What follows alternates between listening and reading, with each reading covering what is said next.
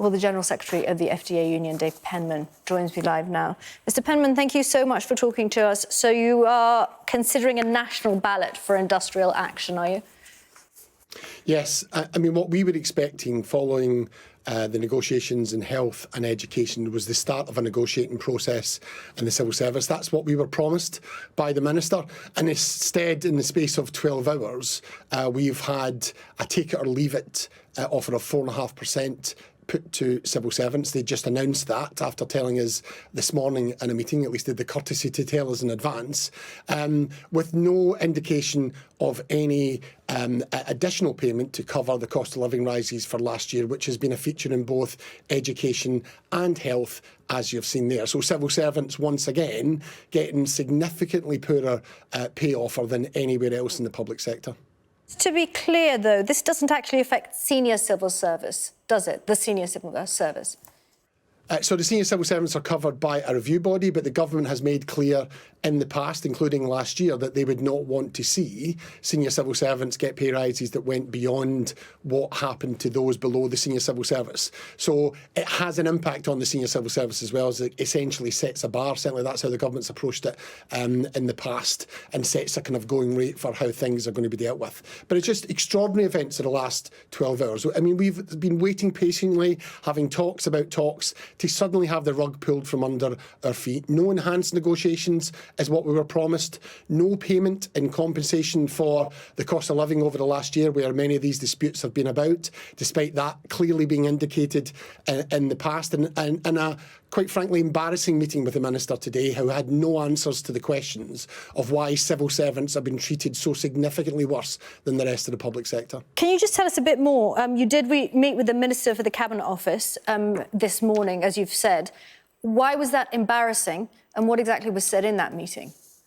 Yeah, it was with Jeremy Quinn. I have some sympathy for him. I think I suspect these are decisions that have been taken elsewhere. He's the one that talked about trying to ensure that the civil service wasn't the poor relation of the public sector when we've met him in the past, though that's exactly what's happened. He could not answer why there's no negotiations around this, why the promise of talks didn't even begin, and they're just publishing a pay remit for the civil service, and he couldn't explain why civil servants are not receiving the sort of non-consolidated one-off payment that is applying elsewhere in the public sector. And I said to him, as a government minister, he has an obligation to his employees, civil servants, to explain that, to answer that. Why are you treating them so different from everywhere else in the public sector? That's for 22-23, isn't it, the one-off payment? If they had, yes. If they had said, OK, listen, we'll give you that one-off payment, as they've said with other sectors, would you have accepted that?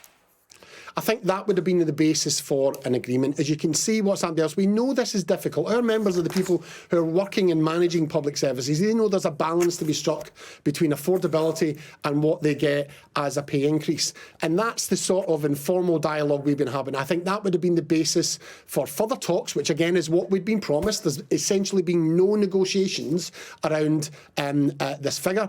And it would, I think, have been the basis for the sort of dialogue that takes place in each of the employers to find a settlement. I think that would have been a much better place to be. And instead, what he said to us as a union that prides itself on its pragmatism and engagement with government, that there is nothing that's valued about that their only choice is to consider industrial action, and there's nowhere to go. And that's just an extraordinary place to put our members in. But that's where we are, and that's what we're going to consider. Our executive meets on Wednesday. I feel confident about the decision they'll take about a national ballot, but once they have, we'll be announcing what that means about a ballot process and strike action among some of the most senior public servants in the country. So do you think that that is actually what's going to happen, that eventually we will see your members striking?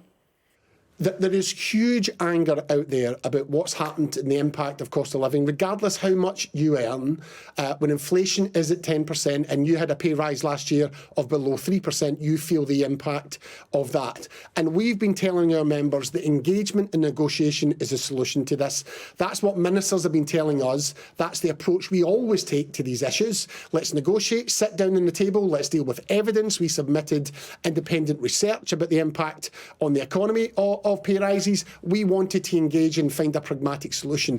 And that essentially has been thrown in our face this morning. We have literally had 12 hours over this issue about 2023-24 pay, where we had one meeting with officials which was meaningless yesterday, and we had a meeting with the Minister this morning where he told us it was take it or leave it.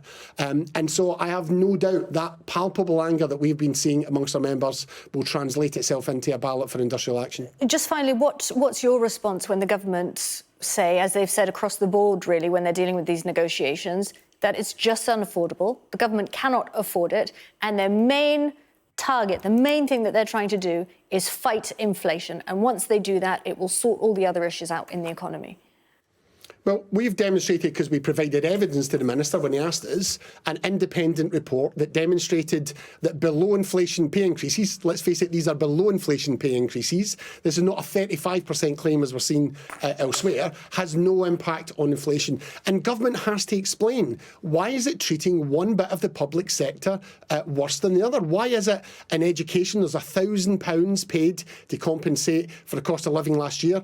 In health there's an extra 2% plus £1,600 one-off payment, yet in the civil service there isn't a single penny. Why is it that the civil service is treated worse once again than the rest of the public sector? That's what ministers have to answer, and the Minister this morning simply could not answer that question. OK, Mr Penman, thank you so much for talking to us.